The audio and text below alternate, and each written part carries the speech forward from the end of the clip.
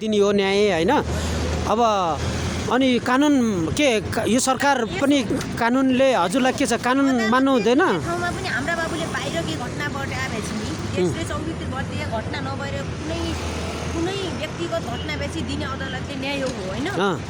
हाम्रा बाबु फेरि 10,000 जनता रोडमा निस्केको कोही जनतालाई छोडेर पहिला लिने त्यो सबैले हाल्नु पर्यो नि त। जेल हाम्रो बाबुलाई मात्र हाल्नु पर्छ हैन।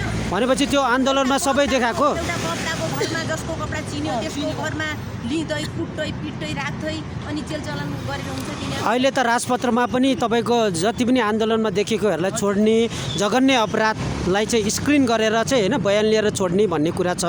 राजपत्रमा पनि तपाईँको प्रकाशित भयो त त्यो स्वत संविधान भयो होइन। हिजोका दिनमा 66 जना भन्ने चाहिँ अब त अहिले त हामी 500 जति जुटिसक्यौँ, अझ 500 जति आउँदैछन्। हामी अब कार्यक्रम माइतीघर मण्डलमा हाम्रो भने होइन भने हाम्रो छोरा छिटोभन्दा छिटो हाम्रो छोरालाई सबै छोरालाई बिहे चाहिँ छिटो भनेपछि यहाँबाट हामीले के सोचौँ भन्दाखेरि यो सरकारले चाहिँ ख्यालटट्टा यिनीहरू आइमी केटी भनेर नहेप्नुहोस्, यसलाई चाहिँ तपाईँहरूले राम्रोसँग परिवर्तन गर्यो। त्यसरी रोडमा लिएर रोडबाट लगे सरकार हो, त्यसरी रोडमा आएर बस्नु पर्छ। भनेपछि सरकारलाई तपाईँले यहाँबाट तपाईँहरू सबै 1100 जना चाहिँ होइन तपाईँहरू पीडित हुनुहुन्छ। जिल्लाका छैन उहाँ दिदी अर्को जिल्ला छ, म अर्को जिल्ला छु, उहाँ अर्को जिल्ला, कति जिल्ला भनेपछि हजारौँको सङ्ख्यामा ओर्लिन्छ, फेरि आधीबेरी आउँछ भने सरकारले चाहिँ बेलैमै बुद्धि पुऱ्याएर हजुरको माग पुरा गरिदिनु पर्यो। यो कुरा छिटोभन्दा छिटो सुन्नु पर्यो। अझ छोराले मर्ने, अझ छोराले जेल पुर्ने भन्ने यो कहाँकै शासन छैन। भने 3 करोड जनताले तपाईँहरूको भिडियो हेरिरहनु भएको छ।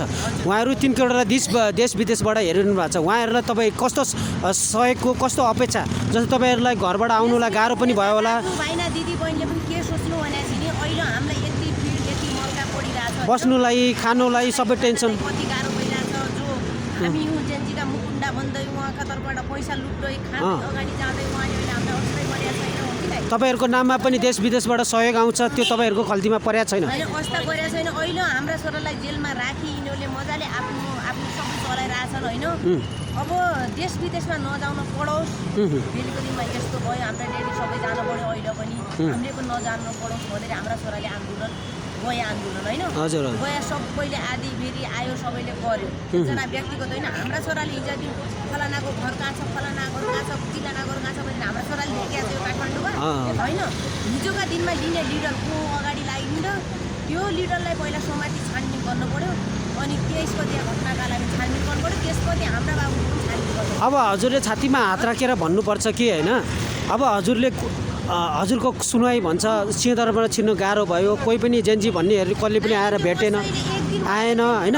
3 दिन हुन लाग्यो आज लगाए 3 दिनसम्म पनि एउटा एमबी भाइले जसरी हामीलाई भित्र घुसाउने कार्यक्रम गर्नु होइन जसरी गर्नुभएको छ। अहिले हाम्रो उनको लागिरहेको छ, हामीलाई भोलि जसले हामीलाई गर्छ त्यसले हामी भनेपछि उहाँलाई तपाईँले मन्त्रीमा सिफारिस गर्नुहुन्छ?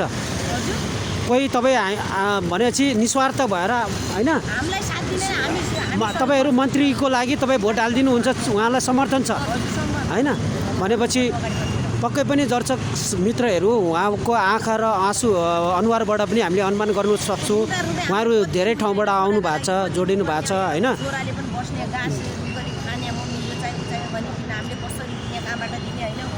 गरिब मान्छे पनि हुँदैन रहेछ, जो धनी छन् जो नेता छन् तिनको मात्रै हुँदो रहेछ। चिल्ला गाडी चलाउने अब निका कोट टाइप भेट्नलाई हिँड्नेलाई मात्रै गिर्दा रहेछ यो काठमाडौँमा।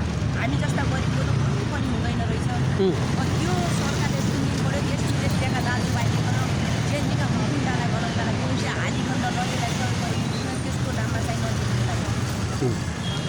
अब अन्तिममा अब हामी लगभग अन्तिममा आइसकेका छौँ। अब जहाँ अन्तिममा यो सरकारलाई र तपाईँको जति पनि 3 करोड जनताले हेरिरहनु भएको छ उहाँहरूलाई तपाईँको छातीमा हात राखेर तपाईँले आफ्नो वेदना के छ होइन तपाईँले आफ्नो मनको कुराहरू लास्टमा अन्त्यमा छोटो सङ्केतमा तपाईँले राखिदिनु होला।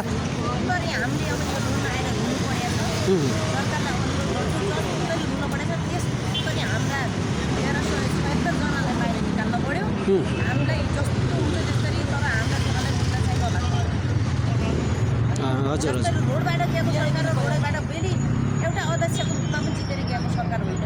जेन्जीले राखेको सरकार हो। अहिले जेन्जीले राखेको सरकारले यस्तो गर्न पाउँदैन पाउँदैन तपाईँ पनि भन्नु न होइन पाउँदैन तपाईँहरू भन्नु पऱ्यो अन्य छैन भने पक्कै पनि तपाईँहरूको चाहिँ आवाज यो सरकारले जेनजीको सरकार छ उहाँले अझ पनि रापताप जेनजीकै छ भ्रष्टाचार होइन? भ्रष्टाचारी गरी हिँडिरहेछन् सरकार खुल्लै हिँडिरहेछन् देश विदेश जानेकी आमालाई पनि अहिले 15-16 लाख रुपियाँ लाएर विदेशमा पठाउनु पर्छ उनको मम्मीलाई अहिले यहाँ नेपालमा एउटा किस्ता हाल्ने पैसा नभएर एउटा मर्ने बाध्यता भइरहेछ त्यो देश विदेशका दाजुभाइ हजुर विदेश जाने पनि के सुखले गएको छ सुखले गएका छन् कतिको हत्या भइसकेको छ होइन आज मसँग नेपालले पैसा छैन भोलि किस्ताले पैसा छैन भनेर रुवाबासी गरेर भोलि ढेकासिकी गरिकन मेरो छोरो पनि केही भइहाल्छ कि जान्छु भनेर 15-16 लाख रुपियाँ लगाएर पठाउनु पर्छ उताबाट जागिर नपाएर यता आमा बुढे घर परिवारको